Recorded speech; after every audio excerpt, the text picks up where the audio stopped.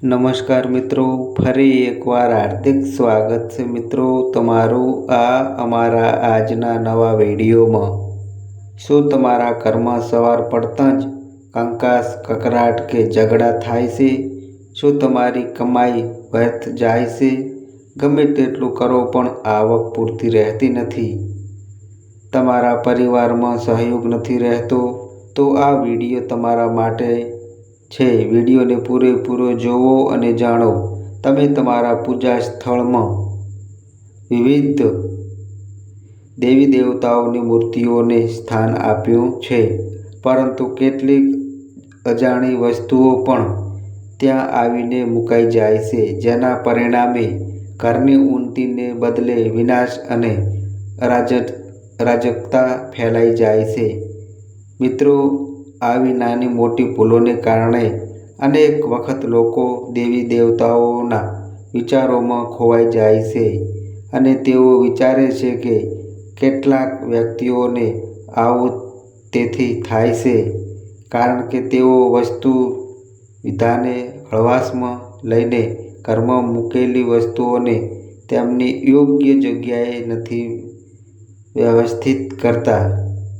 મિત્રો, પરંપરાગત માન્યતા અનુસાર પૂજા ગૃહમાં જો 3 ચોક્કસ વસ્તુઓ અજાણતા મુકાઈ જાય તો તેને અશુભ ગણવામાં આવે છે, જેના કારણે ઘરમાં આર્થિક નુકસાન થાય છે અને દેવી લક્ષ્મી નારાજ થઈને તેવા ઘરને છોડી જતી રહે છે, જેના પરિણામે પરિવારમાં અશાંતિ અને અભાવ વધે છે।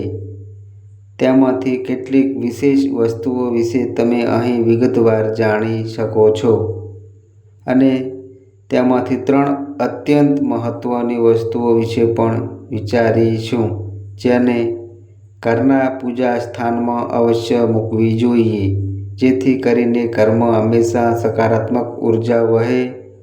જો તમે તમારા ઘરમાં સુખ સમૃદ્ધિ તેમજ શાંતિ અને હાર્મોનીની કામના કરો છો તો આ 3 મુખ્ય વાતો ભગવાન શ્રી કૃષ્ણના ઉપદેશ અનુસાર અનુસરવી જરૂરી છે અને એવું વિચારવું કે દરેક વ્યક્તિ પાસે નાની નાની પરંતુ અર્થપૂર્ણ વસ્તુઓ હોવી અનિવાર્ય છે, જેના માટે ઘરમાં પૂજા મંદિરને નિયમિત અને વ્યવસ્થિત રીતે તૈયાર કરવું જોઈએ, જેમાં વ્યક્તિ તેના તમામ પ્રિય દેવતાઓ તેમજ તેમની સાથે જોડાયેલી અન્ય મહત્વની વસ્તુઓને આદર અને ભક્તિભાવ સાથે સ્થાપિત કરે છે, જેથી કરીને પૂજા વધુ અસરકારક બને છે।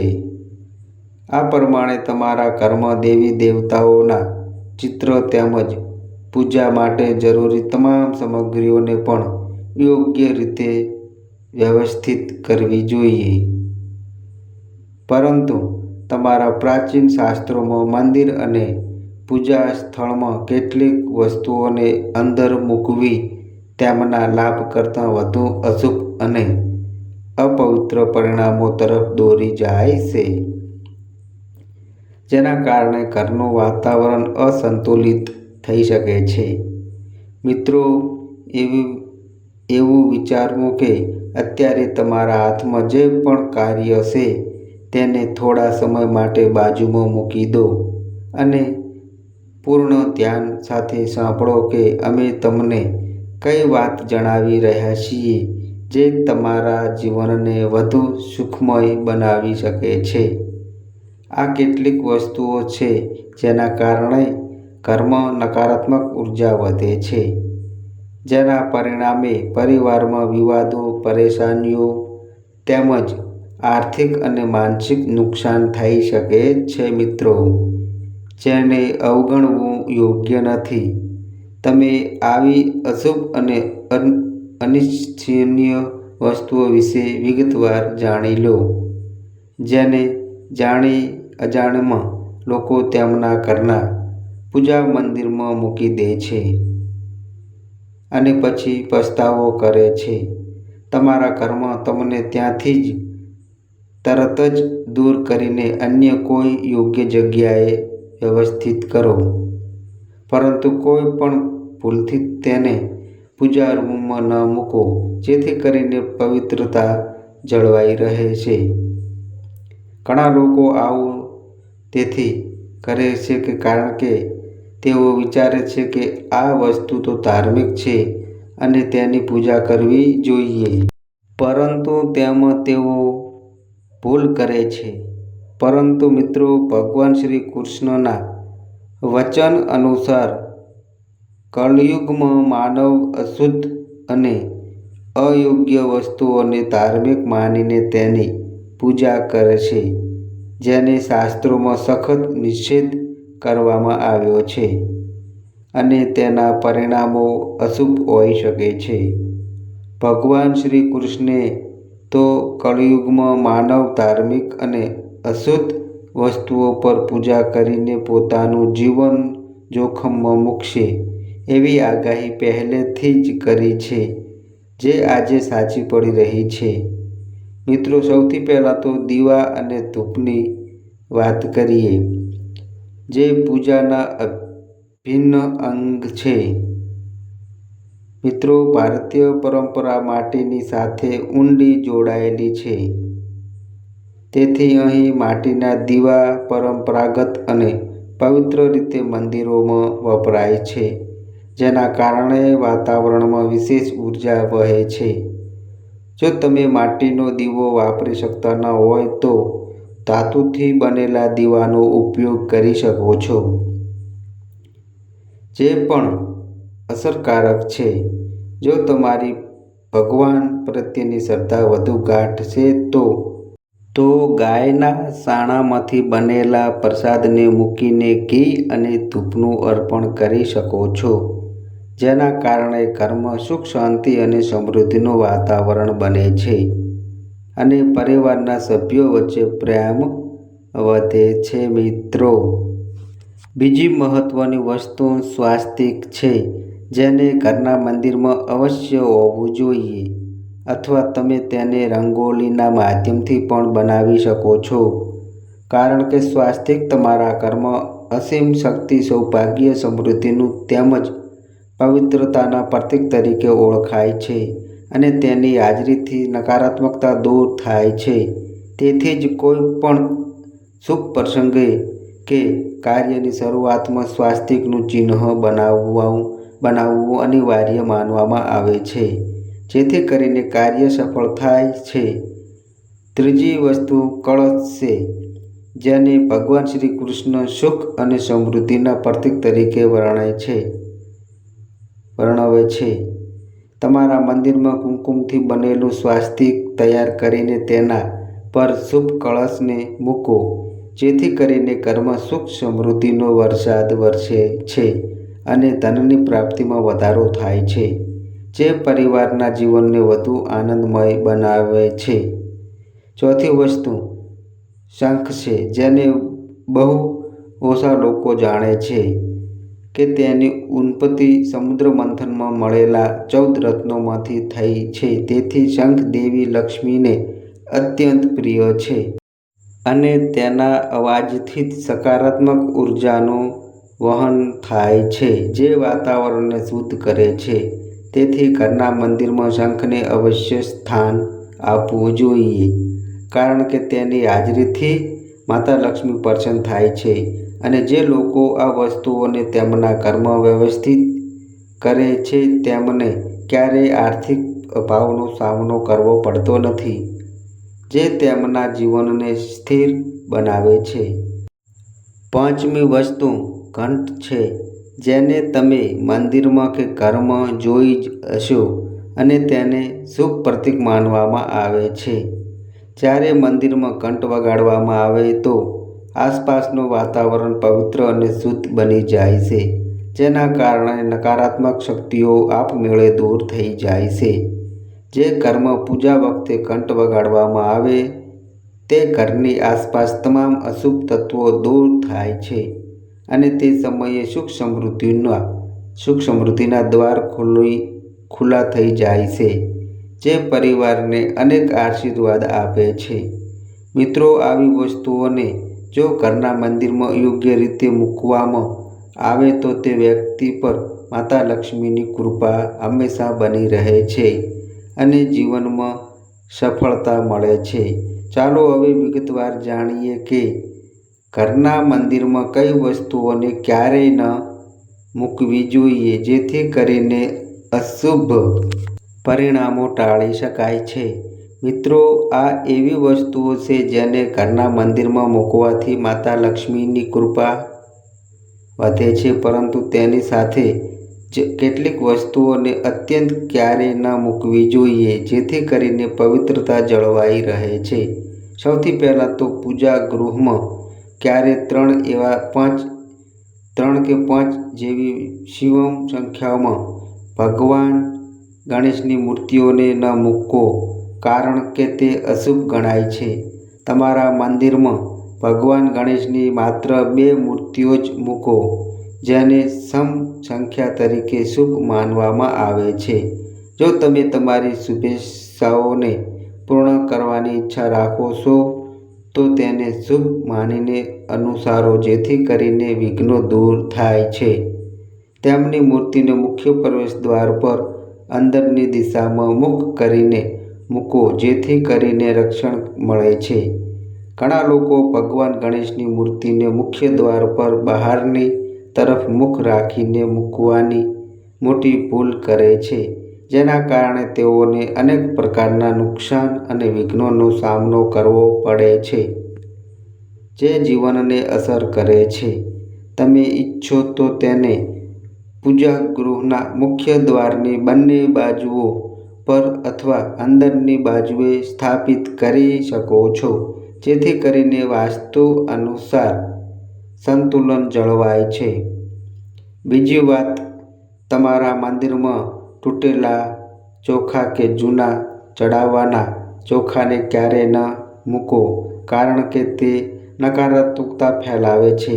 ચોખાને લાંબા સમય સુધી ત્યાં પડ્યા રહેવાથી ઉર્જા અસંતુલિત થાય છે અને તેના કારણે પરેશાનીઓ વધે છે.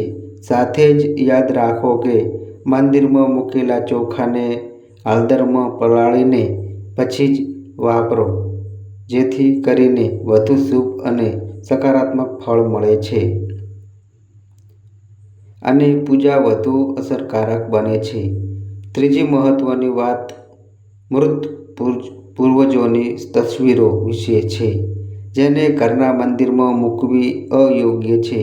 જો તમારા ઘરના પૂજા સ્થાનમાં તમારા પૂર્વજોની તસવીર મૂકેલી હોય તો તેને તરત જ ત્યાંથી હટાવી દો, કારણ કે તે અશુભ પરિણામો તરફ દોરી જાય છે.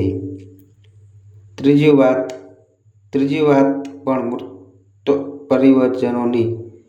મૃત પૂર્વજોની તસવીરો વિશે છે, અને જો તમારા મંદિરમાં તે મુશ્કેલી હોય તો તરત જ તેને પૂજા ગૃહમાંથી દૂર કરો, જેથી કરીને વાતાવરણ પવિત્ર રહે છે. આમ કરવું અશુભ માનવામાં આવે છે અને તેના કારણે અનેક અશુભ પરિણામો ભોગવવા પડી શકે છે, જે જીવનને અસર કરે છે.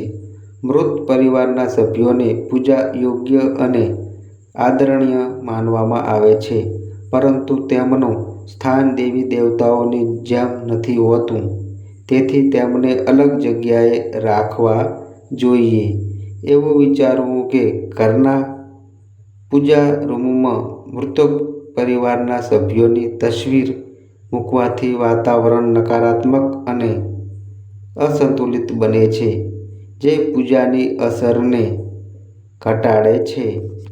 પૂજા ગૃહમાં આવી ભૂલ કરવાથી તમને અનેક અશુભ પરિણામોનો સામનો કરવો પડી શકે છે, તેથી તેને ટાળો. ઘણા લોકો સંત મહાત્માઓના ફોટા અને તસવીરોને મૂકે છે અને વિચારે છે કે પૂજા ખંડમાં સંતોની મૂર્તિ કે તસવીરોને ન મૂકવી જોઈએ કારણ કે તે અશુભ છે. તેમ કરવું અશુભ માનવામાં આવે છે અને તેના કારણે પૂજાની પવિત્રતા અસર પામે છે.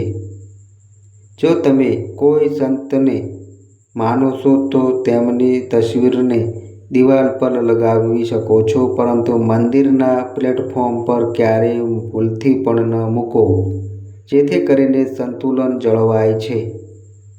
આ સાથે જ માતા લક્ષ્મીની ઊભી મુદ્રાની મૂર્તિને ઘરના મંદિરમાં ક્યારેય ન મૂકો, કારણ કે માતા લક્ષ્મીને હંમેશા બેઠેલી મુદ્રામાં જ સ્થાપિત કરવી જોઈએ, જેથી કરીને તેમની કૃપા સ્થિર રહે છે. એવું વિચારવું કે આ રીતે ઘરમાં મૂર્તિઓની પૂજા કરવી અનુચિત છે અને તેના કારણે અશુભતા વધે છે. તેથી હવે ચાલો વિગતવાર જાણીએ તે વિશેષ વસ્તુઓ વિશે જે તમારા પૂજા ગૃહમાં અવશ્ય હોવી જોઈએ અને તેના કારણે ઘરમાં સમૃદ્ધિ વધે છે. પૂજા ગૃહમાં આ વસ્તુઓને મૂકવાથી ઘરમાં ધનની વર્ષા થાય છે અને માતા લક્ષ્મી તમારા ઘરની તમામ પરેશાનીઓને કાયમી ધોરણે દૂર કરીને સુખ આપે છે, જે જીવનને આનંદમય બનાવે છે. સૌથી પહેલાં છે ગંગાજળ, જેને આપણા શાસ્ત્રોમાં અત્યંત પવિત્ર અને પાપનાશક માનવામાં આવે છે. તેથી પૂજા રૂમમાં ગંગાજળને અવશ્ય રાખવું જોઈએ છે, કારણ કે તે તમામ પાપોને નાશ કરે છે અને રોગોને દૂર કરીને આરોગ્ય પ્રદાન કરે છે.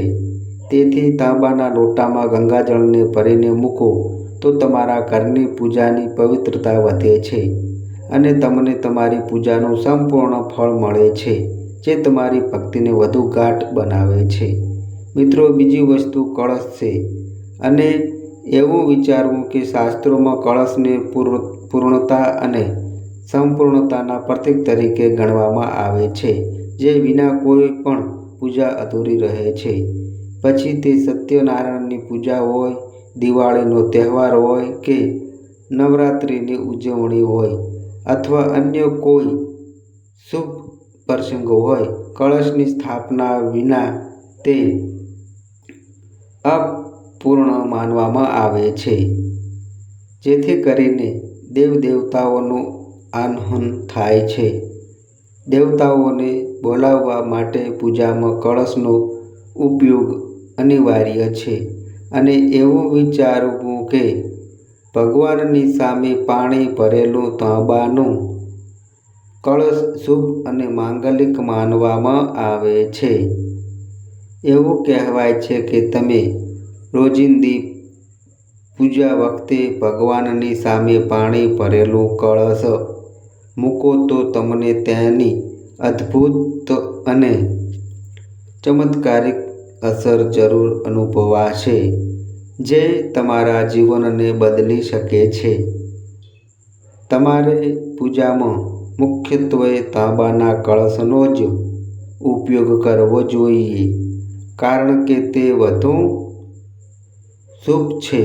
જો કોઈ પૂજા સામગ્રીની કમી હોય તો તેને કારણે પૂજા અધવચ્ચે છોડી ન દો અને તેને સ્વસ્થ માનીને આગળ વધો. આવી પરિસ્થિતિમાં ચોખા અને ફૂલને ભગવાનને અર્પણ કરો અને મનમાં તેમના નામનું સ્મરણ કરો, જેથી કરીને પૂજા પૂર્ણ થાય છે. ગંગાજળને ક્યારેય પ્લાસ્ટિકની બોટલમાં કે અન્ય કેટલાકમાં અથવા સામાન્ય ધાતુના વાસણમાં ન મૂકો, પરંતુ તાંબાના વાસણમાં જ તેને રાખો, જેથી કરીને તેની પવિત્રતા જળવાય છે. શિવલિંગ પર કેતકીના ફૂલને ક્યારેય ન ચડાવવો, કારણ કે તે નિષિદ્ધ છે અને અશુભ માનવામાં આવે છે.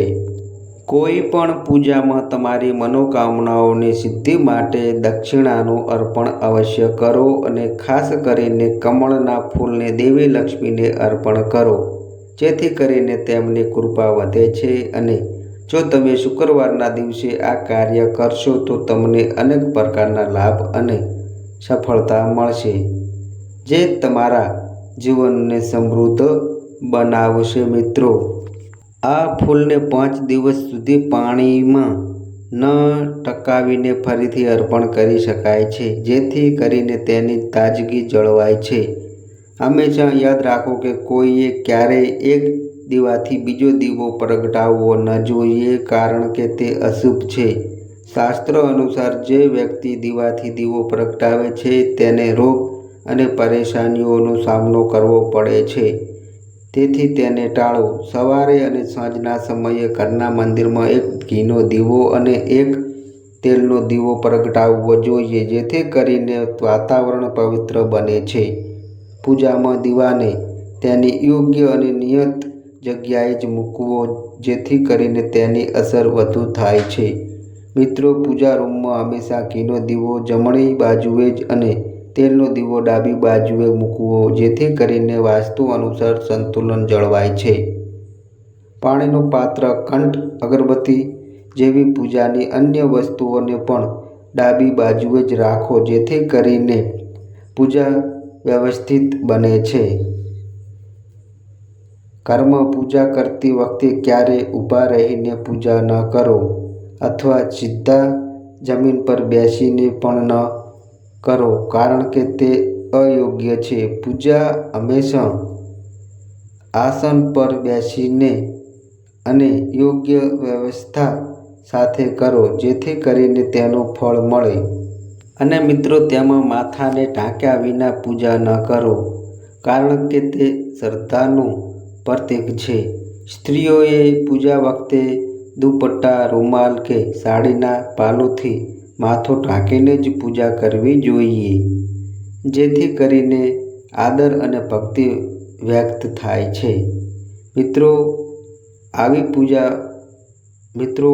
પૂજા વખતે મહત્વની અને આવશ્યક બાબતોનું ધ્યાન રાખો, જેથી કરીને તમારી ભક્તિ વધુ ફળદાયક બને છે. તો મિત્રો, આ અમારી માહિતી ગમી હોય તો વિડીયોને લાઈક કરો, શેર કરો અને મિત્રો, આ અમારી ચેનલ પર નવા આવ્યા હોય તો મિત્રો ચેનલને સબસ્ક્રાઈબ કરો. તો બસ મિત્રો, આજે આટલું. ફરી મળીએ એક નવા વિડીયો સાથે. ત્યાં સુધી બધાય મિત્રોને હર હર મહાદેવ.